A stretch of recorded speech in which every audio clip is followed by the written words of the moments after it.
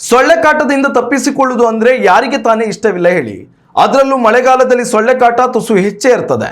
ಸೊಳ್ಳೆಗಳ ಕಚ್ಚುವಿಕೆಯಿಂದ ಆಗುವ ನೋವು ಒಂದೆಡೆಯಾದ್ರೆ ಅವುಗಳ ಕಡಿತದಿಂದ ಬರುವ ಕಾಯಿಲೆಗಳ ತಲೆನೋವು ಇನ್ನೊಂದು ಕಡೆ.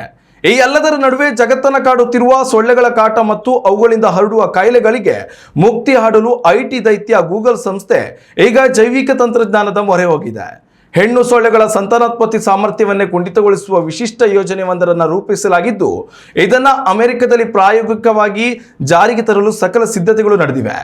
ಮನುಷ್ಯರಿಗೆ ಕಚ್ಚುವ ಹೆಣ್ಣು ಸೊಳ್ಳೆಗಳನ್ನೇ ಗುರಿಯಾಗಿಸಿ ಈ ಪ್ರಯೋಗ ನಡೆಸಲಾಗ್ತದೆ. ಈ ಸೊಳ್ಳೆಗಳ ದೇಹಕ್ಕೆ ವೋಲ್ಬಾಚಿಯಾ ಎಂಬ ವಿಶೇಷ ಬ್ಯಾಕ್ಟೀರಿಯಾಗಳನ್ನು ಸೇರಿಸಲಾಗ್ತದೆ. ಮನುಷ್ಯರನ್ನು ಕಚ್ಚಿ ರೋಗ ಹರಡುವುದು ಕೇವಲ ಹೆಣ್ಣು ಸೊಳ್ಳೆಗಳು ಮಾತ್ರ ಆಗಿರುವುದರಿಂದ ಈ ಕೃತಕ ಗಂಡು ಸೊಳ್ಳೆಗಳಿಂದ ಸಾರ್ವಜನಿಕರಿಗೆ ಯಾವುದೇ ತೊಂದರೆ ಇರುವುದಿಲ್ಲ. ಲ್ಯಾಬ್ನಿಂದ ಬಿಡುಗಡೆಯಾದ ಈ ಗಂಡು ಸೊಳ್ಳೆಗಳು ಹೊರಗಿನ ಹೆಣ್ಣು ಸೊಳ್ಳೆಗಳೊಂದಿಗೆ ದೈಹಿಕ ಸಂಪರ್ಕ ಬೆಳೆಸುತ್ತದೆ. ಇದರ ಪರಿಣಾಮವಾಗಿ ಹೆಣ್ಣು ಸೊಳ್ಳೆಗಳು ಎಂದಿನಂತೆ ಮೊಟ್ಟೆಗಳನ್ನು ಇಡುತ್ತದೆ. ಆದರೂ ಆ ಮೊಟ್ಟೆಗಳು ಒಡೆದು ಮರಿಗಳು ಹೊರಬರುವುದಿಲ್ಲ.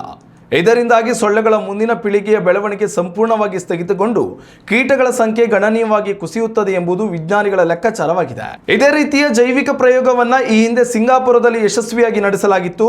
ಅಲ್ಲಿನ ಸರ್ಕಾರವು ಬ್ಯಾಕ್ಟೀರಿಯಾ ಯುಕ್ತ ಸೊಳ್ಳೆಗಳನ್ನು ಪರಿಸರಕ್ಕೆ ಬಿಡುವ ಮೂಲಕ ಸೊಳ್ಳೆಗಳ ಸಂತತಿಯನ್ನು ಯಶಸ್ವಿಯಾಗಿ ನಿಯಂತ್ರಿಸಿತ್ತು. ಇದೀಗ ಗೂಗಲ್ ಸಂಸ್ಥೆಯ ಡಿಬಾಗ್ ಎಂಬ ಬೃಹತ್ ಯೋಜನೆಯಡಿ ಸುಮಾರು 3.2 ಕೋಟಿ ಸೊಳ್ಳೆಗಳನ್ನು ಕ್ಯಾಲಿಫೋರ್ನಿಯಾದಲ್ಲಿ ಬಿಡುಗಡೆ ಮಾಡಲು ಅಲ್ಲಿನ ಸರ್ಕಾರದ ಅನುಮತಿ ಕೋರಿದೆ. ಮುಂದಿನ 2 ವರ್ಷಗಳಲ್ಲಿ ರೋಗಕಾರಕ ಕೀಟಗಳನ್ನು ಸಂಪೂರ್ಣವಾಗಿ ನಿರ್ಮೂಲನೆ ಮಾಡುವುದು ಈ ತಂತ್ರಜ್ಞಾನದ ಪ್ರಮುಖ ಗುರಿಯಾಗಿದೆ. ಉತ್ತಮ ಸಂಸ್ಕಾರಯುತ ಶಿಕ್ಷಣದೊಂದಿಗೆ VSS English medium CBSE school Udupi Muddur.